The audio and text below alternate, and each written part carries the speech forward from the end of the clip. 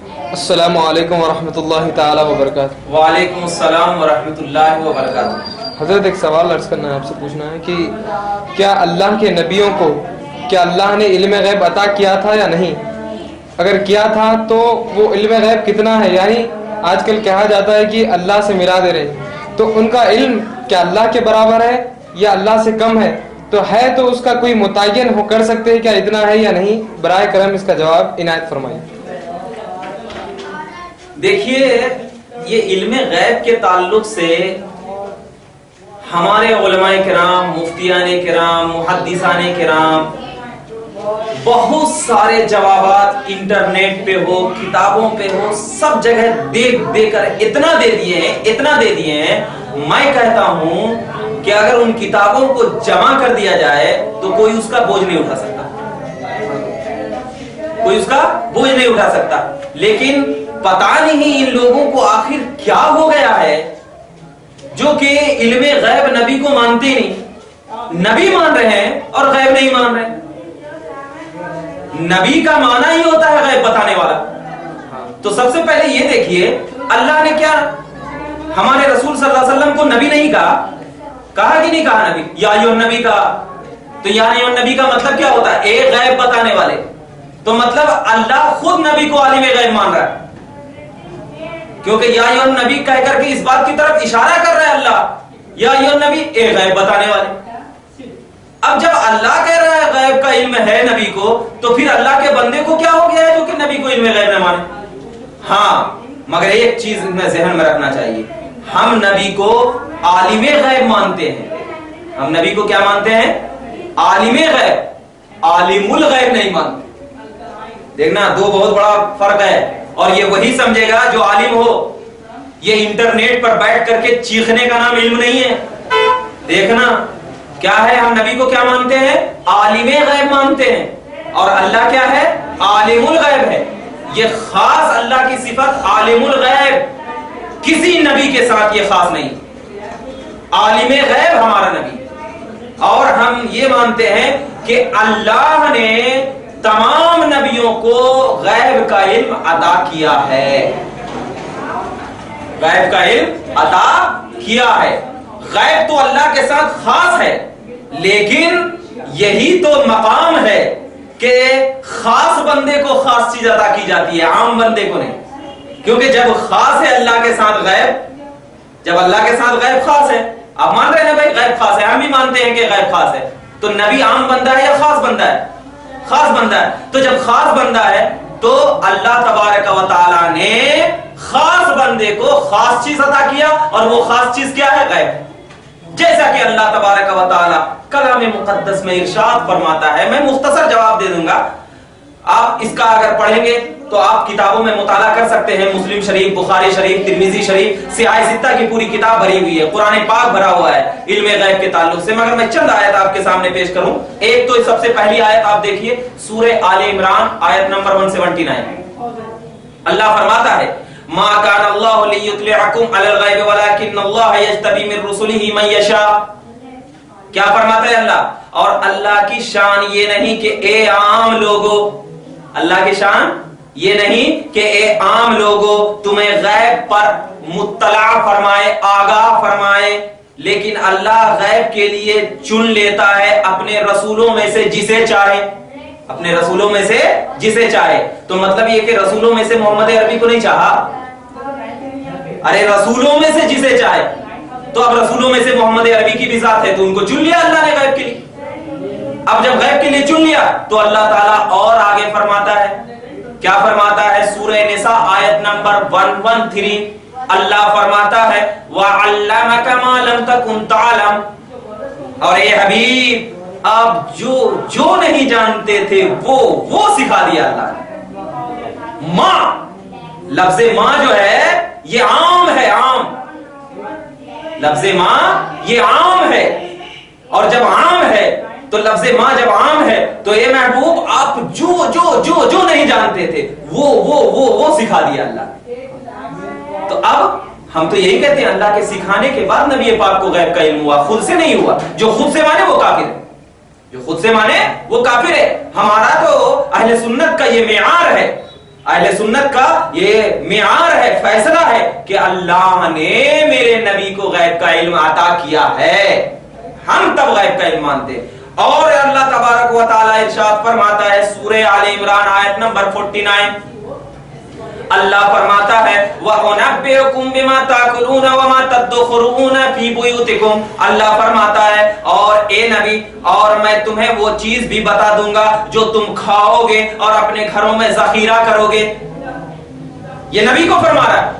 اب ذرا بتائیے، اور ایک آیت فرماتا ہے اللہ سورہ جن آیت نمبر 27، اللہ فرماتا ہے اِلَّا مَنِ ارْتَضَىٰ مِن رَسُولٍ، اللہ فرماتا ہے مگر جسے رسول میں سے پسند فرمائے اسے غیب کا علم دیتا ہے، یہ اللہ فرماتا ہے۔ اور سورہ تکویر آیت نمبر 24 میں اللہ فرماتا ہے وَمَا هُوَ عَلَى الْغَيْبِ بِضَنِينٍ، اے محبوب آپ غیب بتانے میں بخیل نہیں ہیں، آپ غیب بتانے میں کیا ہے؟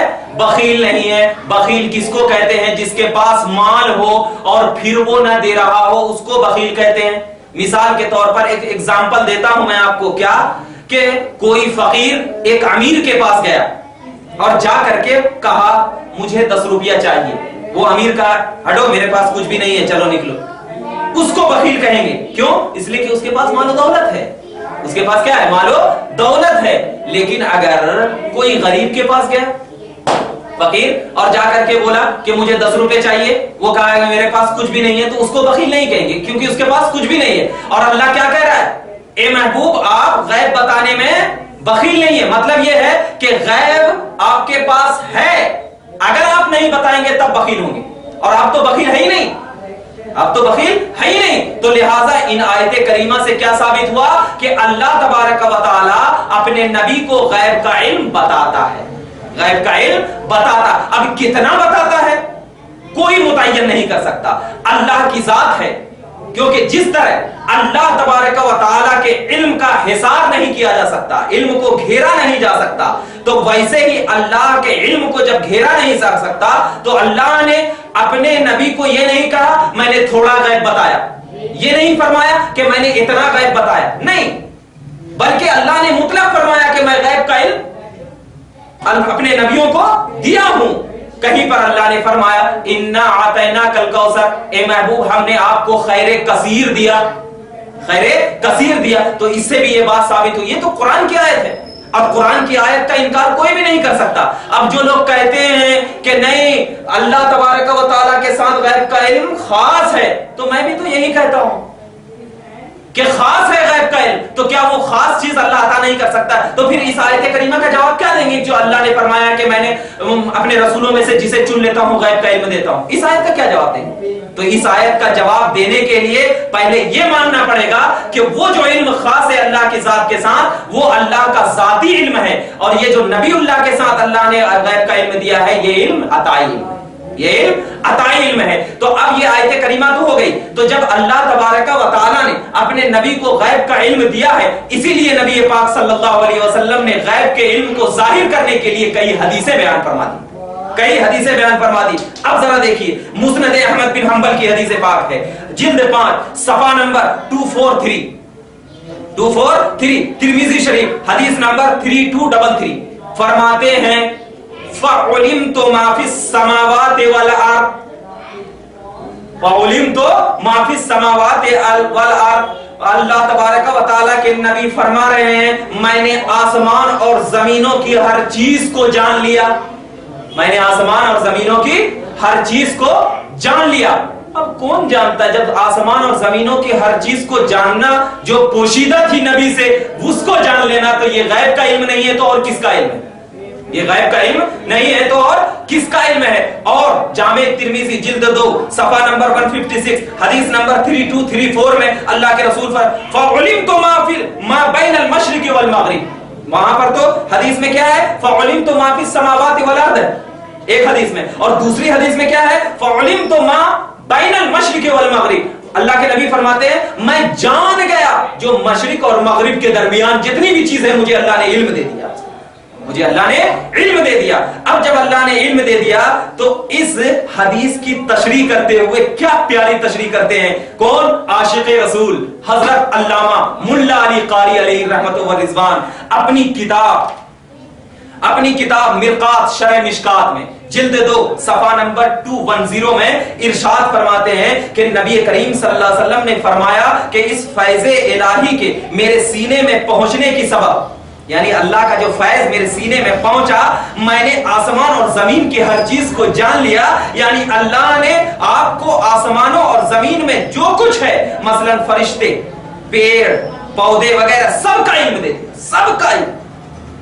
یہ حدیث آپ کی وسعت علم کی دلیل ہے، اور جو اللہ نے آپ کو عطا کی ہے، جو اللہ نے آپ کو عطا کی ہے۔ ابن حجر علیہ رحمت و رضوان نے فرمایا کہ حضور نبی کریم صلی اللہ علیہ وسلم نے آسمانوں کی بلکہ ان سے بھی اوپر، یہ علامہ ابن حجر فرماتے ہیں، آسمان کیا ان سے بھی اوپر تمام مخلوقات کو جان لیا، تمام مخلوقات کو جان لیا، جیسا کہ حدیث معراج سے ثابت ہے، جیسے کہ حدیث معراج سے ثابت ہے۔ اور لفظ ارض سے مراد، یہ جو لفظ ارض ہے نا، زمین، جن سے ارض ہے، مطلب یہ ہے کہ آپ نے ساتوں زمین بلکہ ان سے بھی نیچے چیزوں کو جان لیا، ان سے بھی نیچے چیزوں کو جان لیا۔ معلوم ہوا کہ شارح بخاری علامہ ابن حجر کا عقیدہ تھا کہ اللہ کے رسول صلی اللہ علیہ وسلم کائنات کی ہر چیز کا علم تھا، اللہ کے رسول صلی اللہ علیہ وسلم کو کائنات کی ہر چیز کا علم تھا۔ اور ایک روایت بیان کرتا ہوں بخاری شریف کی، دیکھیے کیا ہے، حدیث نمبر 86، حدیث نمبر 184، حدیث نمبر 922، حدیث نمبر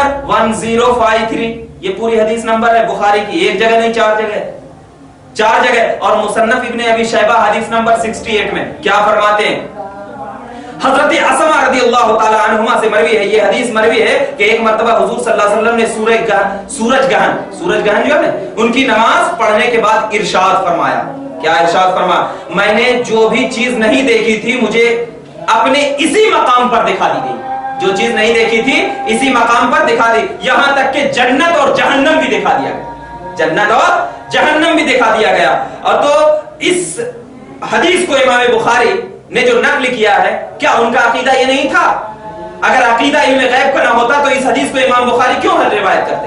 تو امام بخاری کا اس حدیث کا روایت کرنا اس بات کی دلیل ہے کہ اللہ کے نبی صلی اللہ علیہ وسلم کو اللہ تبارک و تعالیٰ نے غیب کا علم عطا فرمایا ہے، اور ہمارا بھی یہی عقیدہ ہے کہ اللہ تبارک و تعالیٰ تمام انبیاء علیہ السلام کو غیب کا علم عطا فرمایا ہے۔ تو اللہ کا جو علم ہے وہ ذاتی علم ہے، اور رسول اللہ کا جو علم ہے وہ عطائی علم ہے۔ اور بہت ساری روایتیں ہیں، وقت اس بات کی اجازت نہیں دیتی کہ اس کو بیان کر دی جائے۔ اگر کوئی اہل حق کو قبول کرنے کی صلاحیت رکھتا ہے تو وہ اتنی ہی روایت سے سمجھ جائے گا کہ نبی پاک صلی اللہ علیہ وسلم کو اللہ نے غیب کا علم عطا فرمایا۔ وآخر دعوانا الحمدللہ رب العالمین۔ اور اگر کوئی چیز چاہیے اور اگر سوالات اس پر ہو تو آپ ہم سے ڈائریکٹ کانٹیکٹ کر سکتے ہیں، میرا نمبر ہے 9700675879، آپ اس پہ کانٹیکٹ کیجئے، انشاءاللہ تشفی بخش جواب دیا جائے گا۔